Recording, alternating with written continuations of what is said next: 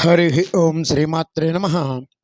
లలితా సహస్రనామ పారాయణలో భాగంగా ఈరోజు అమ్మవారి నామం 612వ నామం, 4 అక్షరాల నామం కళానాథ. ఈ నామంతో అమ్మవారికి నమస్కారం చేసుకునేప్పుడు ఓం కళానాథాయై నమః అని చెప్పుకోవాలి. కళలకు అధినాధురాలు అంటే కళలకు అధిపతి.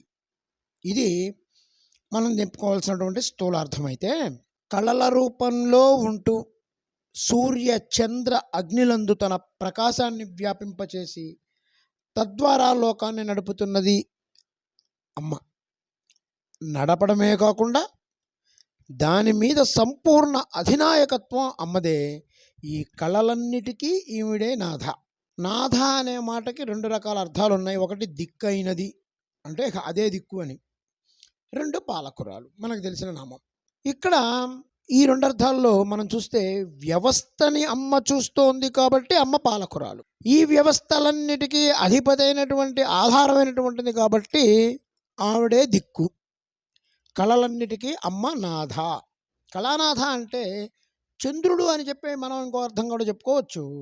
అమ్మవారు చంద్రకళా స్వరూపిణి. ఈ చంద్రకళ సూర్య చంద్రాగ్నిలో ఉన్న ఒక కళ కాదు. ఈ చంద్రకళ అనేది సదాకళ, ధ్రువాకళ అని చెప్పబడుతున్నటువంటి షోడశీ కళ. ఆ చంద్రకళే సహస్రార కమలంలో ప్రకాశించేటువంటి అమృతబింబము. శ్రీచక్రంలో బిందు చక్రమై కళానాథ అని చెప్పబడుతోంది.